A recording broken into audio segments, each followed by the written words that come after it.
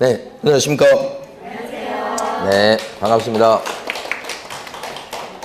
제가 중개사법을 맡고 있습니다. 이름이 고종원 이렇게 부릅니다. 네. 자기가 자기에게 이름 부를 때 제일 좀 쑥스럽죠?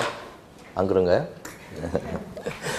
자, 오늘 이제 첫 시간인데 이번 주에 좀 앞에서 공부를 좀 해보셨죠? 다른 과목들? 자, 근데 제가 첫 시간에 좀 말씀드리고 싶은 게 있어요. 자, 뭐냐면 여러분들이 지금 자격증 따러 오신 거예요. 근데 그 전에 이제 가만히 생각하면 또는 이제 질문을 드려보면 우리나라에서 부자 될 수 있는 길이 뭡니까? 써놨잖아요, 답을. 부동산이라고 해요. 누구한테 물어봐도 이건 같을 겁니다. 하여간 부동산 시장에서 왔다 갔다 해야 돼. 틀림없는 진실이야, 진실. 그죠? 근데 이제 여러분들이 자격증 따시면 이제 중개업을 하실 거라. 또 중개업을 하게 되면 요게 한 건 하고 그러면 보수를 받게 되는데 복비라고 하는 거잖아요. 자, 근데 가만히 생각하면 중개사무실이 많이 있잖아요.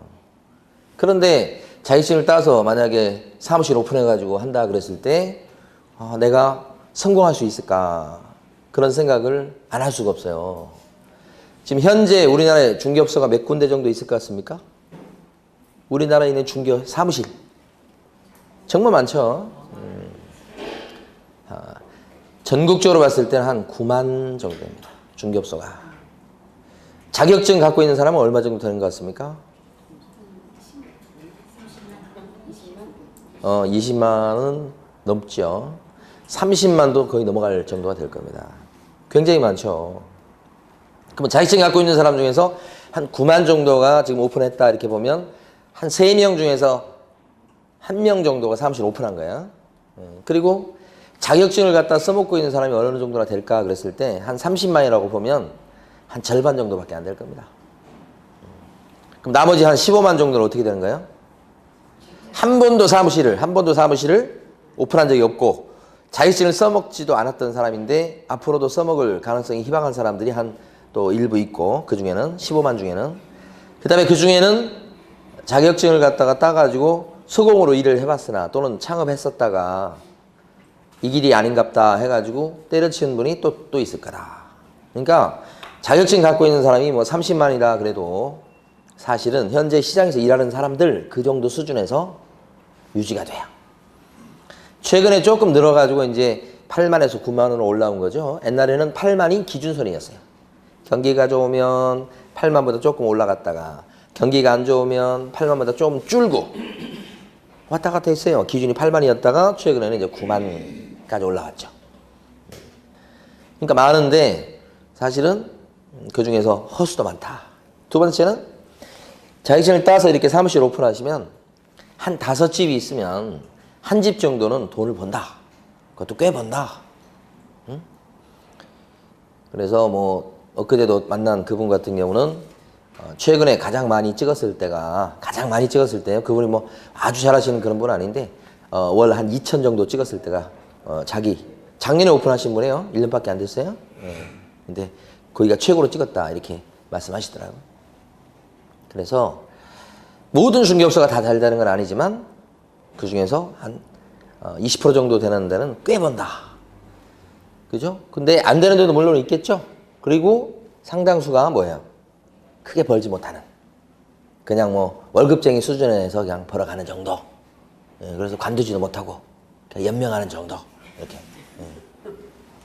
그러니까 여러분들이 자격증을 땄다고 해서 자격증 딴 것만 갖고 모든 게 해결되진 않고 능력을 발휘하셔야 돼.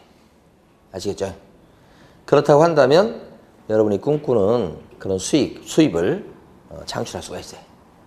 그러니까 공부 시작하시면서 여러분들은 부동산 시장에서 내가 자격증 딴다고 다 된 건 아니지만 나의 능력이 이러니까 내 능력을 발휘해가지고 최소한 월 1,000 그 이상 찍을 수 있게끔 내가 해보겠다. 그러는데 그렇게 하려면 자격증이 있어야 되겠다. 그런 생각으로 이 자리에 앉아 계셔야 돼. 부푼 꿈을 안고 그렇게 될 수 있고. 예. 자, 그 다음에 사실은 부동산 하시는 분들이 돈을 많이 버는 경우가 있어요. 근데 방금처럼 복비를 받아가지고 이제 그렇게 되는 경우도 있지만 또 어떤 경우가 있냐면 두 번째 경우는 투자를 하세요. 투자한다고 하는 것은 사무실에 괜찮은 물건이 나오고 그러면 찍는다고 그래요. 잡았다가 그죠? 비싼 가격에 팔면서 차익을 남기는 거야. 수입을 봤을 때 이거보다 이쪽이 훨씬 커요. 이건 푼돈이요. 이거에 비해서는. 그러니까 여러분들이 지금 공부하는 이유를 아셔야 되는데 공부하는 것은 중개사무실 차려가지고 보수 받아가지고 그래서 수입을 늘리고 그런 것만 생각하시면 안 되고 진짜 목적은 이거라고 볼 수 있어요. 이거라고. 큰 부자 되는 사람들은 여기에서 큰 부자가 되는 거예요. 여기서 되는 게 아니고. 그러니까 여러분들 아직 느끼고 계신지 아니면 모르고 계신지 모르겠습니다만 제가 볼 때는 요게 더 메리트가 있어요. 그래서 사무실 일할 때 투자를 하신다고 투자하는 방법은 가게 나온 물건을 잡는 것도 투자하는 방법이지만 이제 부동산에 대한 안목이 생겨가지고 딱 보면 여기에 앞으로 좋겠다 그런 물건이 있으면 그걸 갖다가 또 자기가 딴 업소를 통해서 사든 자기가 또 먼 곳을 투자하든 하신다고. 그럼 그게 이걸로 벌어들이는 수입보다 훨씬 크게 될 것이다. 그러니까 이건 폼이고 이거예요. 아마 이 자리에 계신 분들 중에서는 요것만 생각하실 거야. 위에 것만. 대부분이 이게 있어요. 이게. 그래서 제가 아시는 분은 사무실 운영하시는데 월세 50만 원밖에 안 해요. 하남시 쪽에서 하시는데 가면 맨날 그 사무실에 파리만 날라다녀요. 그리고 하는 것은 뭐 월세 있잖아요. 복비 한 10만 원, 20만 원 받는 거 있잖아요. 그거 하고 있어요. 어쩌다 매매한 건이 있고 그런 것만 하고. 그죠? 근데 사무실 나와가지고 그냥 하루 종일 사무실에서 그 자기 본인 얘기로 하면 놀이터라고 그래. 그래서 아시는 분도 오면 거기서 놀고 이렇게. 그런데 뭘 하느냐? 괜찮은 물건을 쭉 보고 있다가 그분 자금 여력이 좀 되세요. 그 물건을 1년에 한 번, 두 번 정도 투자를 하셔.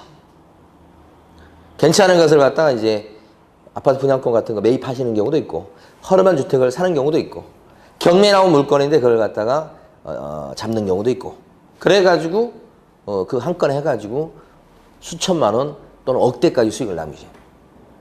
그러니까 목적이 이게 아니고 이거예요. 그러니까 1년에 몇 건 하면 되는 거예요. 한두 건 이렇게. 그러면 이것은 그냥 편하게 하시는 거예요. 그러니까 손님이 오셔가지고 막 뭐라고 막 뭐가 안 좋다고 그러고 뭐 어쩌고저쩌고 막 신경을 내도 이 사장님 어때요? 벌써 그쵸? 돈을 벌고 있기 때문에 여유로워요. 그거 조금 가지고 막 그러면 어떻게 해요? 마음으로 다 받아줘 버려요. 오히려. 근데 그게 아니고 이게 아니고 이런 거 이거에서 돈을 버시려고 한다 그러면 생계형이래. 생계형. 그러면 괜히 자기도 모르게 어떻게 해요? 조금 빡빡하게 돼요. 그래서 중개사무실은 두 가지 유형이 있습니다. 생계형, 투자형이 있어요. 여러분 어떤 중개사무실을 운영하고 싶으세요? 그러니까요. 예? 자, 뭐 제가 뭐 경매라든지 이런 거 실무 강의를 해보면 투자 대상으로 생각할 때 빌라는 축에 묶여요. 어떤 거 투자하시겠습니까? 그러면 아파트, 상가, 오피스텔, 땅 나오는데 빌라는 잘 안 나와. 희한해요. 근데 제가 아시는 부동산 사장님은 은평구 쪽에서 빌라촌에서 하세요. 그러니까 가격이 비싸지 않죠. 월세도 50만 원이에요. 안쪽에 들어가 있어요. 근데 남편분이 어떤 거 하시는 분이냐면 방수공사. 그죠? 그런 거 하시는 분이에요. 그러니까 일감이 그 빌라촌에 깔려 있죠. 그 자기는 중개하고 그 사모님은 남편은 공사하고 이렇게. 그런데 이거 해가지고 행복감을 느끼는 게 아니야. 이건 기본이고 뭘 하시냐면 빌라촌에서 이제 오래 사시는 분이 돈 좀 모아가지고 그러면 이제 아파트로 이사 가고 싶으시잖아? 근데 살던 빌라는 어떻게 해요? 굉장히 낡았죠? 그러니까 이거 팔고 와야 될 거 아니에요? 그럼 팔 때 어떻게 팝니까? 수선을 쫙 해가지고 비싼 값에 판다. 그렇게 생각하는 사람은 별로 없어요. 어떻게 생각해요? 거의 버리고 가는 기분이야. 아파트 갈 거니까. 그럼 어떻게 해요? 싸게 내놓습니다. 왜요? 낡았으니까. 그럼 그걸 이분들이 어떻게 해요? 잡아요. 싸게. 그러면 그 싸게 잡아서 어떻게 해요? 남편이 수리해요. 그래서 어떻게 해요? 새로 인테리어해서 비싸게 팔아요. 그것 갖고 큰 돈을 번대요, 자기는. 사실 빌라에서 중개업한다 그러면 뭐 하찮게 생각할 수도 있어요, 여러분들은. 그게 아니라고 해요. 부동산에 여러분들 생각하는 것보다 훨씬 많은 분야가 있고 기회가 있습니다. 투자의 기회가. 그러니까 중개사직을 공부 안 하는 사람을 보면 이해가 안 가요. 그래서 자기가 부동산 사무실을 운영하시는 사장님들이 아들, 딸들한테 가서 자격증 따오라고 보냅니다. 왜 보낼까요? 안 좋은 거면 자식을 보내겠습니까? 너 이거로 따와. 이거 따오면 그만큼 자격증 따는데 물론 옛날처럼 쉽지는 않지만 그 자격증 따는데 들어가는 비용이나 그런 시간에 비해서 나중에 그걸 통해서 얻는 이득이 훨씬 크다고 판단하니까. 가성비라고 하죠. 훨씬 크다고 판단하니까 자식을 보내는 거예요. 그래서 여러분들이 공부하시기 전에 반드시 여러분들이 생각할 게 뭐냐면 내가 왜 공부한가를 아셔야 돼요. 목표의식이 분명해야 되는 거예요. 그래서 가끔 보면 그 부모님들이 자식들한테 너 자격증이나 따와라 이렇게 했을 때 그 젊으신 분들 있잖아요. 요새는 지금 젊으신 분 중에 공부하신 분이 많아요. 오신 분들 중에 보면 목표의식이 없으니까 엄마가 시켜서 왔으니까 결석도 많이 하고 수업 시간에 이렇게 앉아 있습니다만은 눈빛도 초점을 잃고 있고 내가 이것만이 살 길이다. 꼭 따야 된다. 이런 목표의식이 있어야 1년을 버틸 수 있습니다, 여러분. 그런 차원에서 말씀드려본 거예요. 그리고 떨어지면 안 되겠습니다만은 혹시 떨어졌다고 해도 올해도 떨어지신 분 계시잖아요? 지난 1년 동안 자기가 공부한 것은 아깝지 않다는 거예요. 근데 이제 떨어졌기 때문에 또 1년 투자한다는 것이 그게 조금 아깝다는 생각이 들지 1년 동안 공부했던 것을 아깝다고 하시진 않아. 왜 그래? 공부하시면서 부동산과 관련된 지식을 많이 얻으세요. 나중에 기억이 남든 안 남든. 근데 자본주의 사회에서 부동산과 관련된 그런 지식을 갖고 있어야만 투자하든지 아니면 세금도 문제도 그렇잖아요. 정확히 몰라도 어떤 게 문제 된다는 거 그런 정도만 인식을 해도 생활하는데 엄청나게 도움이 됩니다. 그것도 1년 연회비가 얼마인지 모르겠습니다만은 그 정도 돈을 투자해가지고 관련된 지식을 얻는다고 하는 것은 제가 볼 때는 무지하게 잘하는 거예요.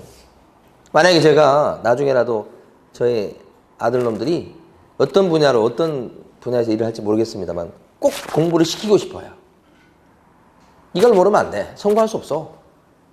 우리나라 사회에서. 얼마나 좋아요? 중개사 자격증 공부하는 거. 응? 정말 메리트가 많다. 자, 그 다음에 이제 근데 문제는 그러면 부동산 시장으로 진출하기 위해서는 일단 기본적으로 자격증이 있어야 된다. 이런 건 이제 아실 거예요. 응? 근데 자격증 시험이 어떻게? 어렵답니까? 쉽답니까? 옛날에는 있잖아요. 초창기에는 제가 강의하는 2000년도 초반 때는 중개사 공부한다고 학원 가면 옆에 사람이 뭐라고 그러는지 아세요? 무슨 중개사 시험을 학원까지 가서 공부하냐고. 그렇게 얘기했었어요. 2000년도 초반 때가 그랬어요. 근데 지금은 중개사 시험 본다 또는 공부한다 그러면 그거 어려운데 어떻게 공부하려고 그러냐고 막 주변 사람들은 그렇게 얘기합니다. 그러니까 지금은 부동산 고시라고 그래요. 그만큼 어렵죠. 그래서 만약에 딸이나 며느리가 만약에 자격증을 땄죠? 그럼 어머님이 갑자기 모임에 나갑니다. 나가서 우리 딸이 이번에 자격증 땄다고. 그죠? 묻지도 않았는데 막 얘기합니다. 우리 며느리가 이번에 땄다고. 다른 사람이 다 뭐라고 그래요? 그거 요새 어렵다는데 어떻게 땄어? 막 그렇게 하잖아요. 그래서 옛날처럼 이게 쉽진 않아요. 그래서 여러분 공부해보시면 압니다만은 과목이 몇 과목이나 돼요, 지금? 6과목이나 되잖아요. 그래서 가만히 보니까 1차 과목으로 들어가 있다고 하는 것이 민법이나 학개론 같은 게 1차 과목에 들어가 있잖아요, 또. 그 다음에 2차 과목에 들어가 있는 게 이제 제가 맡고 있는 중개사법, 그죠? 그 다음에 공법, 요것을 같이 시험 보죠. 그 다음에 또 2차 과목 중에 공시법령, 그 다음에 세법, 이렇게 해서 공부를 하게 됩니다. 이렇게 6과목이에요. 자, 근데 어렵다고 하는데 가만히 보면 최근에 한 4년, 5년 사이에 이 시험의 출제 경향이 딱 드러났어요.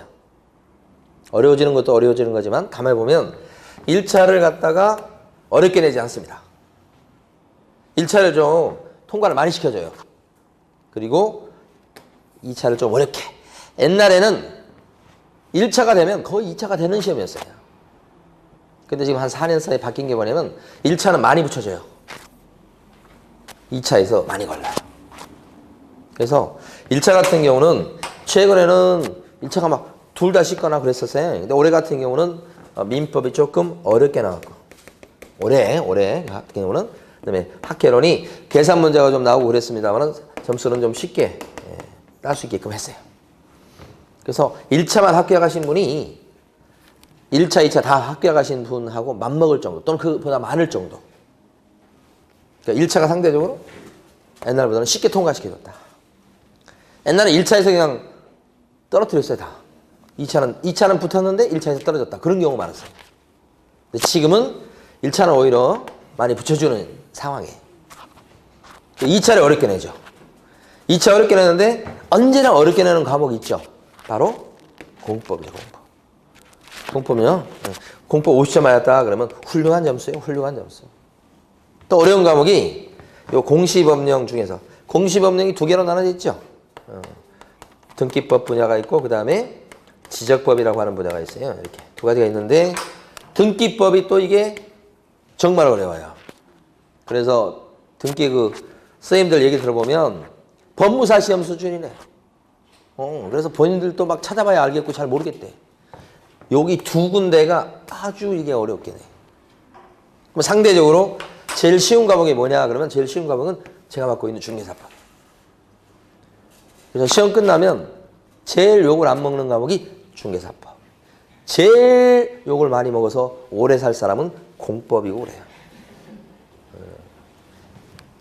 그 다음에 상대적으로 중개사법 다음에 쉬운 게 지적법이 쉬워요. 그 다음에 지적법 14문제 나오나요? 몇 문제 나오나요? 지적법. 그 다음에 요거 있잖아요. 세법이 어려운 문제는 또 어렵고 옛날보다는 세법도 어려워졌어요. 그나마 그래도 등기법보다는 쉬워. 상대적으로. 그러니까 전략 과목으로 여러분들이 삼아야 될 것은 우리 중개사법, 그 다음에 지적법, 그 다음에 세법이에요. 마지막에 가시게 되면 공법요. 공법 시간 투자 많이 하시면 전략상 실패입니다. 공법은 시간 투자를 했다고 해서 점수가 올라가는 그런 과목이 아니에요. 공부 안 한 사람도 45점, 공부한 사람은 47.5 이런 거예요.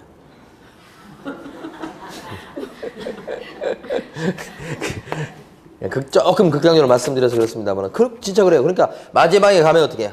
막 이런 거 막 포기하는 거야 막. 그래도 다른 과목에서 뭐예요? 점수를 따가지고 조금 보태주고 그러면 합격하는 그런 시험 구조가 돼 있어요. 그러니까 마지막으로 갈수록 여러분들은 전략 과목을 세우셔서 여기서 점수를 딸 생각을 하셔야지 여기다 시간 투자를 많이 하시면 안 되는 거죠. 40점을 넘기는 정도 수준에서 시간 투자를 하시는 것이 전략상 옳다. 응? 그리고 올해도 이제 보시면 떨어지신 분들은 전부 다 이런 말씀 하세요. 공법이 어려워서 떨어졌다고, 공법 때문에. 이 망할 놈의 공법 때문에. 이런 얘기 하거든요. 근데 제가 생각할 때는 중개사법 때문에 떨어진 겁니다. 중개사법에서 80점을 넘기면 떨어지는 것이 거의 불가능합니다. 그럼 이렇게 공법 예를 들어서 뭐 한 42.5 맞았다. 그런 사람들 보면 이 중개사법 점수가 좋지 않아요. 이 중개사법이 만약에 80점 맞았어요. 그래도 통과할 수 있는 사람이에요.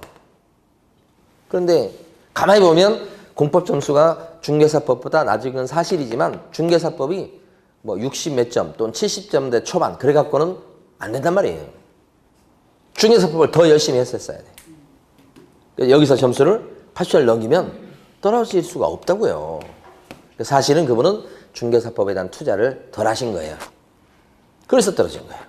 공법 때문에 떨어진 게 아니고 얘 때문에 떨어진 거예요. 1차 같은 경우는 민법 개론이 있는데 뭐 민법 선생님은 민법이 중요하다고 할 거고 학개론 선생님은 학개론이 중요하다고 할 거예요. 근데 저는 제3자잖아요. 제가 생각할 때는 둘 중에 민법이 더 중요하다고 봐요. 왜 그러냐면 공부량이 많아요, 이게. 응? 학개론 같은 경우는 학개론을 갖다 다 할 교재에 있는 걸 다 할 필요가 없어. 학개론은 그 중에 시험 잘 나오는 거 이렇게 찍어서 해도 충분해. 그런데 민법은 어디 찍어서 하는 게 아니야, 이게. 다 해야 돼. 연결돼 있어서 그런 거예요. 이것도 모르고 이것도 모르는데 이걸 알 리가 없어요. 그게 민법이야. 그래서 공부 분량으로 보면 합격하기 위해서 여러분들이 공부할 분량이 이 정도 된다면 그 중에 제가 맡고 있는 중개사법은요. 양이 이 정도 돼요. 정말 조그맣죠. 느끼실 거예요. 그 다음에 이제 우리 세법 있잖아요. 세법도 만만치 않아요. 적어요. 그래서 세법 이거 보면 수업 시간에 공부도 하고 끝날 때면 또 복습도 하고 해서 하루에 막 2번씩 해. 그러고도 막 시간이 남아. 그게 세법이요. 민법이나 공법이나 학교를 막 진도 빼기 막 바쁘잖아요. 여기는 진도 걱정이 없어. 그 과목이 세법이에요, 세법. 양이 적다는 얘기예요. 그 다음에 공시법령하고 세법, 공시법령이 있죠? 등기법 들어가 있는 이 공시법령은 등기법이 좀 어렵고 그러고요. 양이 좀 많은 편이에요, 상대적으로. 그런데 여기 공시법령 등기법 분야는 나중에 가면 갈수록요. 선택해서 할 수밖에 없어요. 그것도 하면 다행이기예요. 그러니까 상대적으로 양은 세 과목이 적은 거다. 뭐 학개론은요. 학개론 좀 잡다한 게 있어요. 좀 양이 있다고 보셔야 돼. 학개론. 네.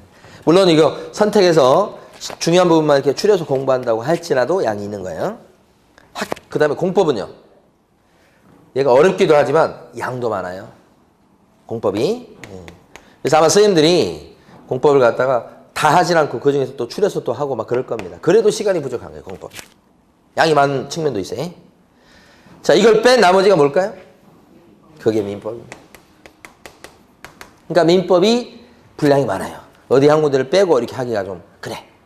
그래서 여러분들 공부하실 때 중개사 시험은 민법이 돼 있으면 중개사 시험은 거의 한 80% 이상 준비가 된 거예요. 그러니까 여러분 공부하실 때 어떤 과목을 제일 먼저 공부하셔야 되겠어요? 민법을 갖다 공부하셔야 돼요. 민법을. 응? 오늘 수업 끝나면 민법. 그죠? 내일도 민법. 토요일도 민법. 주말에도 민법. 특히 이 겨울에 민법을 잡으셔야 돼. 민법이 돼 있으면 이것이 확립이 돼 있으면 다른 과목에 시간 투자를 할 수 있어요. 왜 중개사법을 갖다 좋은 점수를 못 만드는 줄 아십니까? 양도 적은데 과목도 쉬운데 시간 투자를 못 하세요. 이런 것 때문에요. 그러니까 지금 열심히 민법을 공부하는 것은 나중에 중개사법에 투자할 시간을 버는 거하고 똑같은 거예요. 지금 중개사법을 이 겨울에 공부하고 있으면 그건 안 되는 거예요. 민법을 공부하고 계셔야 돼요. 민법. 그만큼 중요합니다. 그래서 공부하실 때는, 민법 공부하실 때는 공부하는 그 순서가 민법을 공부한다고 그랬을 때 교재가 나오면, 교재가 곧 나온다고 그러더라고요. 나오면 교재를 갖다가 찬찬히 읽어본다. 그러면 안 돼요. 일단은 동영상 수업을 많이 들으셔야 돼요. 응? 민법 교재를 읽으면 그 용어가 무슨 말인지 몰라요. 그 뜻이 무슨 뜻인지 이해하기 힘들어요. 그걸 선생님들이 강의를 하면서 사회적 용어로, 사회적으로 많이 쓰는 용어로 바꿔서 막 이렇게 설명을 드릴 거예요. 이것을 수차례 들어야 돼요. 그래야 이 과목이 어떻게 생긴지를 아셔. 그리고 여러분 뭐 가능한지 모르겠습니다만 될 수 있으면 동영상 같은 거 작년 거라도 이렇게 빨리빨리 땡겨서 끝까지 들어버리셔야 돼. 진도에 맞춰서 듣고 수업 듣고 그것도 일단 기본으로 해야 되고 진도에 관계없이 뭐예요? 이 겨울에. 그러니까 끝까지 확 들어버려야 돼. 하루에 한 6시간씩 막 들어버려야 돼. 끝까지 들어버리면 이 민법이라는 과목이 어떻게 생겼는지 모양을 알게 돼. 그것을 빨리 끝내야 되는 거예요. 순식간에. 근데 한번 듣고 나니까 알겠어요, 모르겠어요? 하나도 모르겠다. 그래도 들어야 되는 거예요. 어차피 천천히 들으나 빨리 들으나 모르는 건 똑같아요. 끝까지 한번 듣고 바닥을 보고 끝까지 한번 듣고 나서 다시 돌아와서 두 번째 들을 때부터 알아먹기 시작하는 것이 조금 늘어나는 거예요. 그 느낌을 1월 달에 가서 여러분들이 받으시면 늦어요. 민법이나 이런 과목들은 문제풀이도 한 3월 달 막 이렇게 들어가야 돼. 빨리 들어가야 돼. 그래서 땡겨 하셔야 돼. 선행학습이 이루어져야 돼. 근데 그게 뭐예요? 수업 듣는 거예요. 동영상 듣는 거라고. 그래서 몇 번 막 들으셔야 돼. 네. 그런 식으로 나서 이제 그 다음에는 뭐냐면 기본서를 그 다음에 찬찬히 읽는 게 필요한 거예요. 어차피 시험 문제에 나온 지문은 이 조문, 기본서에 나와 있는 조문 내용이 그대로 나올 거니까 이걸 많이 익히셔야 돼. 네? 그래서 기본서를 많이 읽으시고 특히 민법. 그리고 나서 이제 그 다음 뭐예요? 3월달, 5월달, 7월달 뒤로 갈수록 준비가 돼 있으면 문제를 많이 푸셔야 되죠. 어차피 점수 따는 거니까. 이런 단계로 움직여야 됩니다. 모든 과목이. 특히 민법은 더 그렇습니다. 이해가 돼 있고 그 다음에 용어가 익혀져 있는 상태에서 문제풀이를 들어가야죠. 한 번 읽고 한 번 듣고 바로 문제풀이 들어갈 수가 없어요. 안 돼요. 안 풀려요. 시간 낭비예요. 그러니까 여러분 들으시고 이 상태에서 이게 이해가 되는 부분이에요. 물론 수업 시간에 선생님께서 짚어서 이걸 여러분하고 같이 수업을 하겠습니다만은 그래서 이 과정을 꼭 생각하시라. 응? 그래서 이제 가만히 보면 어렵다고 하지만 우리가 전략을 잘 짠다면 가능하다. 시험이라고 하는 게 전략입니다. 전략. 그러니까 이게 여러분 무슨 뭐 공부해가지고 막 그 뭐 논문 발표하고 그런 게 아니잖아요. 그러니까 시험에 나오는 그 위주로 해가지고 공부하시면 돼. 그리고 점수 따는 거니까요. 완벽하게 할 필요는 없어. 자, 그 다음에 이제 이렇게 하면 요 자격증 따는데 제가 봤을 때는 아무리 못해도 꼬박 1년은 걸립니다. 1년 걸려요. 가끔씩 보면 합격수기에 보면 이런 분들이 계셔요. 자기는 4개월 공부했는데 합격해버렸다. 이렇게.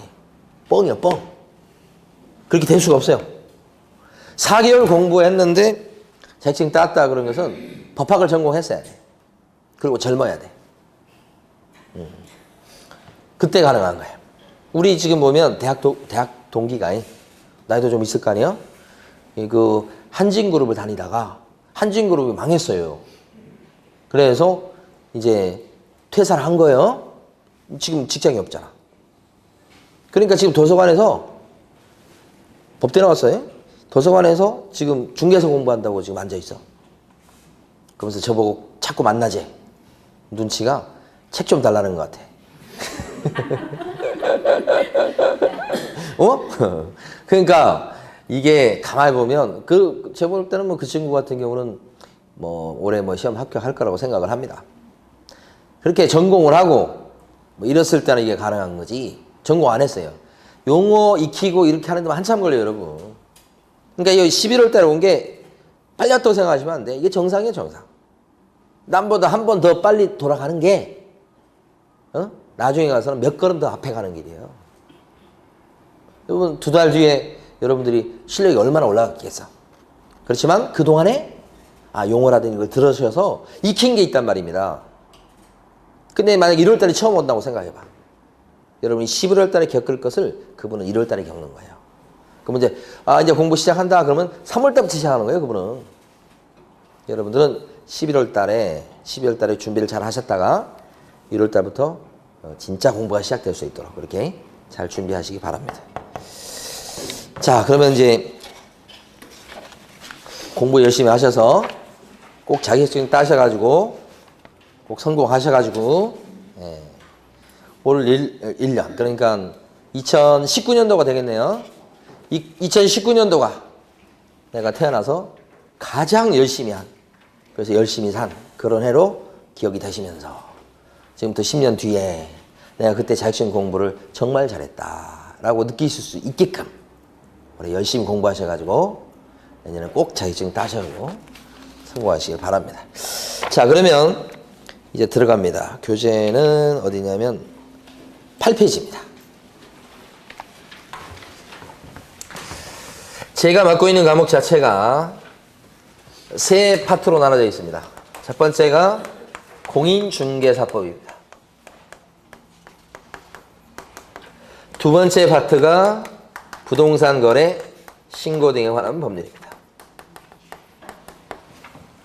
신고 등에 관한 법률이죠. 법의 이름이 너무 길어요, 솔직히. 자, 그 다음에 세 번째가 중개 실무 파트입니다. 그러니까 여러분 교재도 요 세 파트로 이렇게 구성이 되어 있어요. 근데 시험 문제 나온 걸 보면 시험 문제가 공인중개사법이 여기서 28문항이 출제가 됩니다. 부동산 거래 신고 등에 관한 법률, 올해 같은 경우는 4문제가 출제됐지만 한 5문제 정도는 보셔야 됩니다. 자, 중개 실무다 그랬을 때 7문제 정도 비중이 있다 이렇게 보시면 돼요. 근데 사실 중개 실무라고 이렇게 되어 있습니다만은 이것도 상당 대부분은 법입니다. 법 이것도 이렇게 세 파트로 나눠져 있어요. 자, 그러면 공인중개사법 여기서부터 보도록 합니다. 근데 처음에 제가 말씀드릴 것은 저희 교재는 이제 기본서에서 아주 그 강의하듯이 길게 써져 있습니다. 근데 이제 내용을 추격하면 내용은 많지 않아요. 제가 지금부터 역사를 좀 설명드리려고 해요. 역사. 그러니까 관련해가지고 시험 문제 나오는 부분은 아닙니다. 이 부분은. 근데 이게 기초적으로 이해가 돼 있는 상태가 돼야 우리 둘째 시간에 용어 배울 때 이해가 더 쉽습니다. 그래서 역사 부분을 제가 설명드릴게요. 듣고 계시면 돼요. 교재 어디 있는가? 상관없습니다. 시험에 안 나옵니다. 자, 오늘날 중개업소 사장님이 구만 중개업소 이렇게 됐죠. 근데 중개업을 한 최초의 사람이 고려 말 정도에 나타납니다. 고려 말, 조선 초기 정도에 중개업을 한 사람이 생겼어요. 그 사람의 이름이 각회라고 합니다. 요게 집가짜고 뒤에 쾌자가 거간쾌 이렇게 한문이죠. 그러니까 집을 흥정 붙여주는 거간꾼을 각회라고 불렀고요. 순 우리말로 부를 때는 집주름 이렇게 불렀어요. 그러니까 집을 소개시켜주는 사람. 요 분이 오늘날 중개업 하시는 분의 조상이다 이렇게 보시면 돼. 그러니까 조선 초기에 나타났는데 사람 수는 많지 않았어요. 이런 사람들은 수는 별로 없었고. 그러다가 1890년도 그러니까 조선 한말 이렇게 얘기하죠. 그때 이런 사람 숫자가 좀 늘어나니까 법을 만들어서 규제하는데 그 법의 이름이 객주 거간 규칙이라고 하는 거야. 요게 객주업, 요게 거간업 그걸 규제하는 법이다. 규칙이란 말이 오늘날로 치면 법이에요. 객주업, 거간업 하는 그런 그 규제하는 법이 요거예요. 근데 요때는 어떻게 규제했었냐면 관청으로부터 인가증이 있죠. 거간 인가증이라는 게 있어요. 거간 인가증을 관청으로부터 받아야만 거간업을 할 수 있도록 했던 시절이에요. 근데 재밌는 것은 거간 인가증을 갖다가 관청에서 누구한테 내줬냐면 퇴직 관료들한테, 공무원한테 내준 거예요.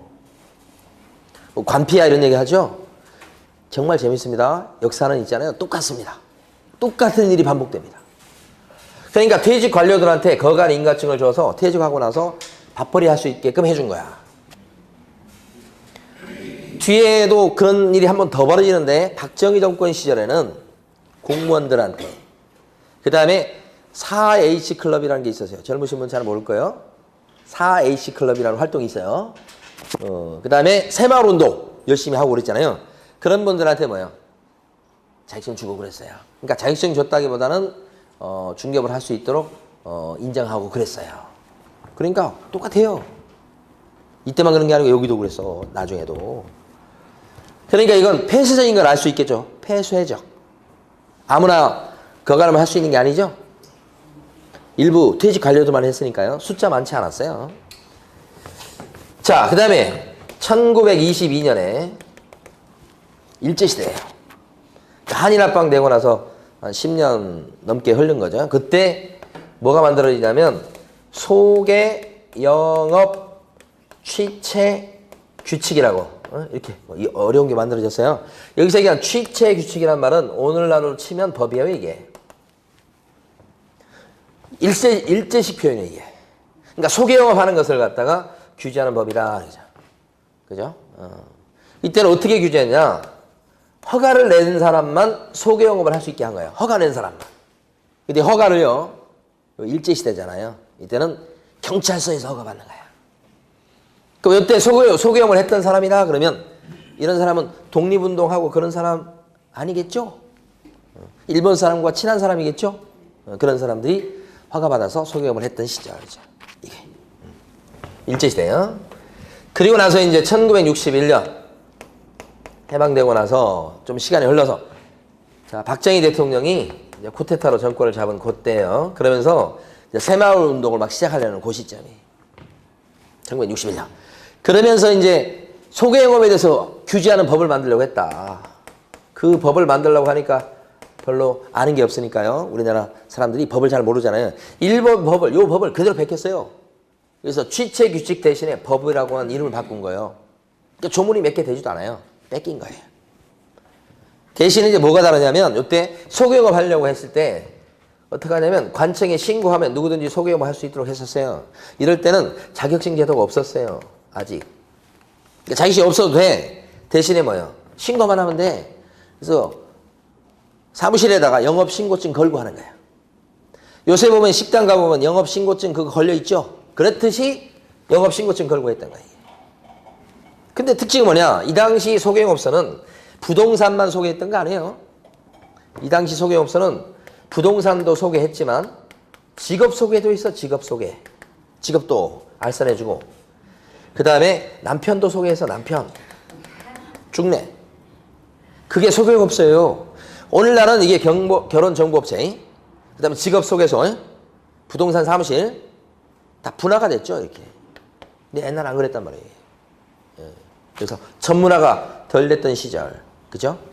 그래서 이때는 박정희 정권 시절에는 목표가 뭐냐면 경제발전을 위해서 가만히 생각해 보니까 국민들이 호주머니가 두툼해져야 소비를 늘리고 소비가 늘어나야 뭐요?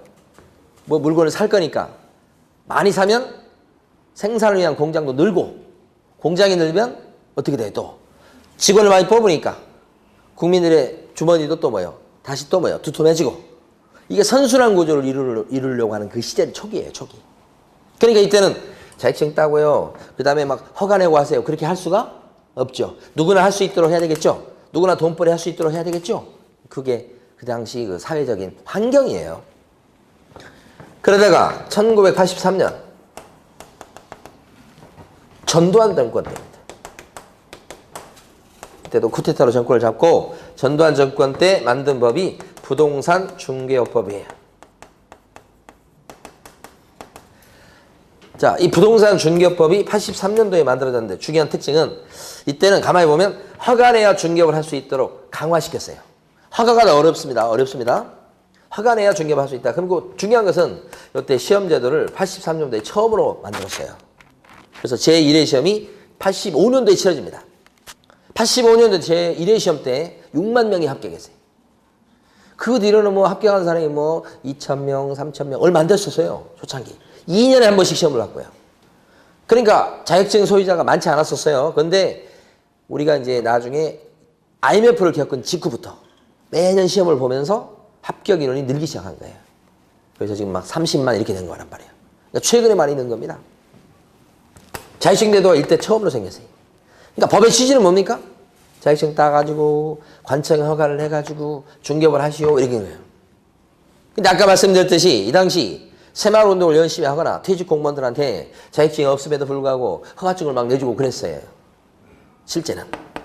그죠? 그러니까 이게 완벽하게 지켜진 것은 훨씬 뒤입니다. 자, 요게 83년도 일이에요.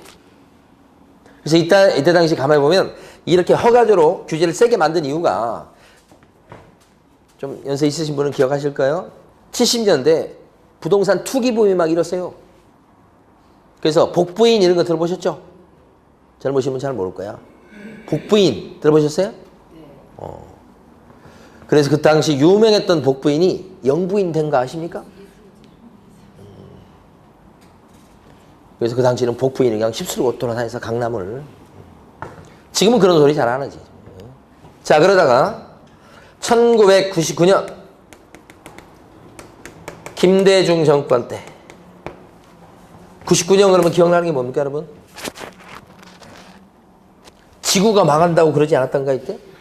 99년도에? 휴가 망락 해가지고 뭐, 그죠? 사실 조금 긴장했어. 지금 12월 30일 날 그 제야의 종소리 들으면서 혹시 이러면서 99년도 여기 부동산 중개법 7번째 개정을 그때 하면서 IMF 직후입니다. 규제를 어떻게 바꿨어요? 등록제로 바꿨습니다. 이렇게. 그럼 등록제와 허가제가 어떻게 차이가 나냐? 거기서 거기에요. 차이가 뭐냐? 허가제는 관청이 그냥 마음에 안 내키면 안 내줘도 할 말이 없는 거예요. 근데 등록제는 요건만 갖추면 꼭 내줘야 돼. 그 차이예요. 그러니까 문턱으로 보면 얘가 문턱이 조금 높아. 얘가 제일 낮지만 얘 이렇게 하는 거예요. 요즘도 보면 우리 그 규제하는 거 보세요. 규제하는 거 보면 자유영업이라고 그래가지고 아예 규제를 안 하는 게 있고요. 그 다음 단계로 규제의 문턱이 조금 그대로 높은 것은 신고하라고 하는 거고요. 그 다음에는 등록하라 이렇게 하는 거고 제일 어려운 게 뭐예요? 허가 내셔 이렇게. 4단계요, 4단계. 지금도 영업의 종류를 보면 이렇게 4단계로 규제합니다. 그래서 예를 들어서 식당 같은 경우는 영업 신고증 걸고 지금 하잖아요. 어떻게 보면 신고증, 신고하면 돼. 그 다음에 등록하시오 그러면 여러분이 앉아 계시는 이 학원은 등록업종이에요. 그 다음에 젊은 친구들이 많이 가는 PC방 같은 거 등록업종이에요. 그 다음에 노래방도 뭐예요? 등록업종이에요. 꽤 있어요. 이쪽으로 갈수록 규제가 세지는 거. 허가업종 그러면 뭐예요? 뭐 단란주점이라든지 유흥주점 이런 거 생각하시면 돼요. 지금 설명드린 것은 나중에 여러분들이 상가 같은 거 중개하시게 되면 관련돼 있어 이게. 상가 중개 배우실 때 이거 나오는 거예요 이게. 그런데 부동산 사무실은 어디에 들어간다고요? 부동산 여기 들어갑니다. 꽃집 같은 경우는 여기 들어갑니다. 규제 안 합니다. 다이소 여기 들어갑니다. 이렇게. 자, 그러면 이제 등록해야 돼. 여기 중요한 것은 자격증은 그대로 유지가 됩니다. 이렇게. 그래서 규제를 조금 풀었죠, 이거. 자, 그런데 자 2005년도에 노무현 정권 때 좀 변화가 있었어요. 어떤 변화가 있었냐면 법의 이름이 바뀌었어요. 그 법의 이름이 바뀌는데 길게 바뀌었죠. 공인중개사의 업무 및 이렇게 합니다. 부동산 거래 신고 등에 관한 법률 이렇게 길게 바뀌어요. 너무 길어요. 노무현 대통령이 그때 부동산 실거래가 신고 제도를 그때 처음으로 도입했어요. 오늘날까지 이어오고 있죠. 그래서 등기부를 보면 이 부동산이 과거에 얼마에 거래됐는지가 등기부에 뜨죠. 그게 실거래가죠. 신고하게 되면 등기부에 등재를 시켜줘요. 그래서 오늘날까지 이어오고 있죠. 중요한 변화입니다. 그래서 이거 강조하려고 길어진 거예요. 그랬다가 자 박근혜 대통령 됐을 때 2014년도에 이 법의 이름이 2개로 쪼개집니다. 그래서 앞부분은 이것은 공인중개사법으로 법으로 이렇게 따로 법을 만들고 그다음 뒤에 것은 부동산 거래 신고 등에 관한 법률로 법을 쪼갠 거예요. 2개를. 원래 한 집안이었는데 그래서 부동산 거래 신고 등에 관한 법률을 이렇게 쪼갰어요. 2개를 이렇게. 그래서 지금 3편이 된 겁니다. 그러니까 원래는 이게 노무현 대통령일 때는 이게 같이 붙어 있다가 지금 여기 2개로 쪼개지게 된 거예요. 그래서 이때 똑같이 노무현 대통령 때도 여기도 등록하는 거고 그 다음에 자격증이 있어야 되고 틀이 변화가 없어요. 여기도 등록하는 거고 그 다음에 자격증이 있어야 되고 그래서 틀이 변화가 없습니다. 그런데 세부적 내용을 보면 노무현 대통령 때 틀은 변화가 없었으나 내용을 많이 바꿨습니다. 그 내용을 갖다가 어떻게 바꿨냐. 제도를 갖다가 강화시켰습니다. 규제하는 것을 뭐예요? 강화시켰다고. 김대중 정권 때 너무 풀어졌다고 생각한 겁니다. 세부적 내용에서 그래요. 그래서 이때 규제를 강화시켰는데 이 내용이 지금까지 그대로 거의 그대로 이어옵니다. 바뀐 거 거의 없습니다. 그러니까 지금 여러분 배우시는 내용은 어느 때 내용이 만들어진 거냐면 노무현 정권 때죠. 그게 거의 그대로 이어져 있다. 조금씩 개정은 됐습니다만은 내용은 그대로 이어오고 있다. 그래서 오늘날까지 이어오고 있어요. 그래서 역사에 대해서 설명을 드려봤는데 이 내용이 뭐 시험에 나오거나 그런 적은 한 번도 없어요. 그렇지만 이걸 이해하셔야 다음의 내용을 이해하는데 도움이 돼서 설명드려봤고 우리 교재는 이거 잔뜩 써져 있죠? 예. 교재 안 보셔도 괜찮습니다. 아셨죠? 예. 쉬었다가 1조부터 들어갑니다. 이게.